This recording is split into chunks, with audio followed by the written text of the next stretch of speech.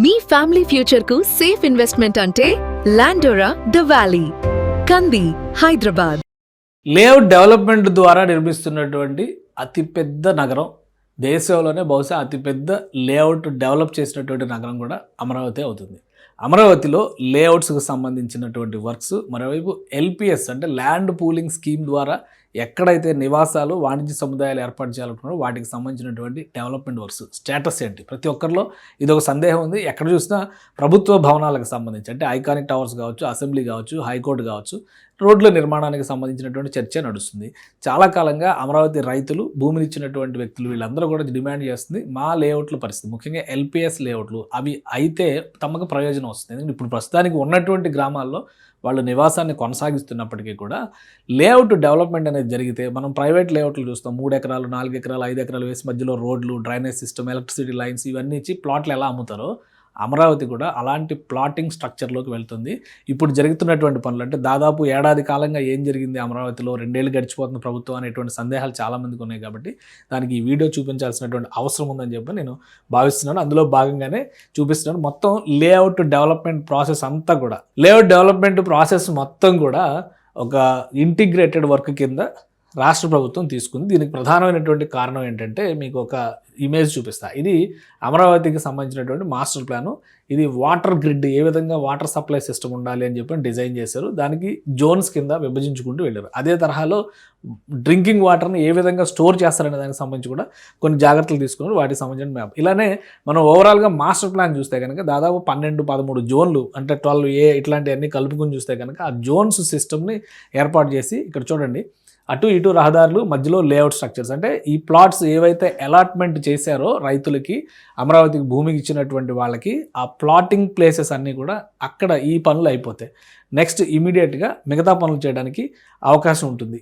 So ఇది మొత్తం కూడా ఒక ఇంటిగ్రేటెడ్ వర్క్ కింద జరుగుతుంది. ఒకటి ఫస్ట్ రహదారులు వేయడం, తర్వాత pipe line systems, cabling system. మామూలుగా అయితే ప్రభుత్వ విభాగాల మధ్య అసలు సమన్వయం ఉండదు, కానీ ఇక్కడ చూడండి ఇదంతా కూడా ఎలక్ట్రికల్ పైప్స్, ఎలక్ట్రికల్ లైనింగ్కి సంబంధించినటువంటి స్ట్రక్చర్. అలానే అవి ఎటు కదలకుండా ఒక సైడు ఇసుకతో కూడినటువంటి ఒక ఫ్రేమింగ్ కింద లేయర్లుగా చేస్తున్నారు. మరోవైపు డ్రైన్ వాటర్కి సంబంధించి, రివర్ వాటర్ వర్షాన్ని పడినప్పుడు వచ్చేటువంటి వరద నీటికి సంబంధించి, ఇవన్నీ కూడా వరద నీటికి సంబంధించినటువంటి డక్ట్ల నిర్మాణం జరుగుతుంది.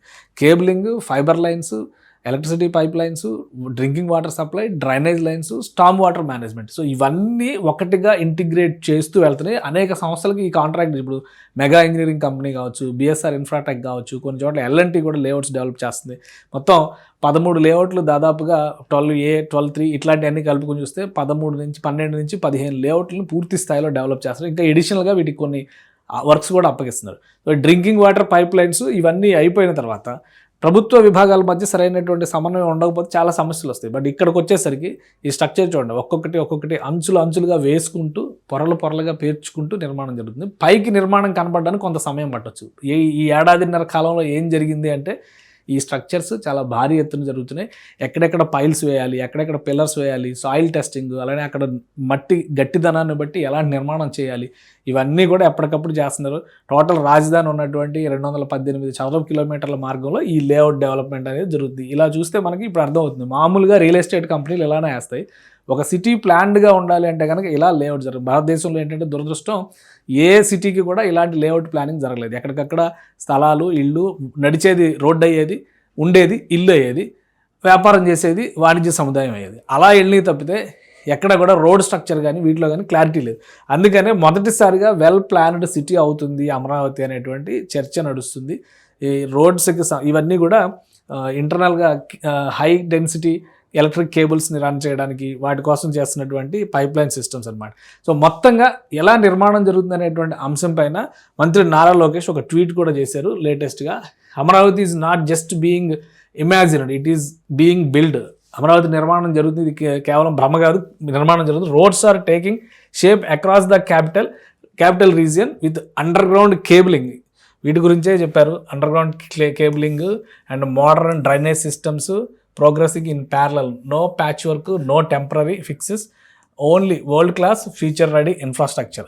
This is how great cities are built, layer by layer, with planning and precision. Amaravati's rapid progress reflects our commitment to creating a capital that resilient, sustainable and globally competitive. ఇది షేర్ చేశారు. ఎందుకంటే ఇప్పుడు జరుగుతున్నటువంటి works అన్నీ కూడా దీనికి సంబంధించిన నిర్మాణ ప్రణాళికలో చాలా కీలకమైనటువంటి రహదారుల నిర్మాణ ప్రక్రియకి సంబంధించినటువంటి పనులు జరుగుతున్నాయి.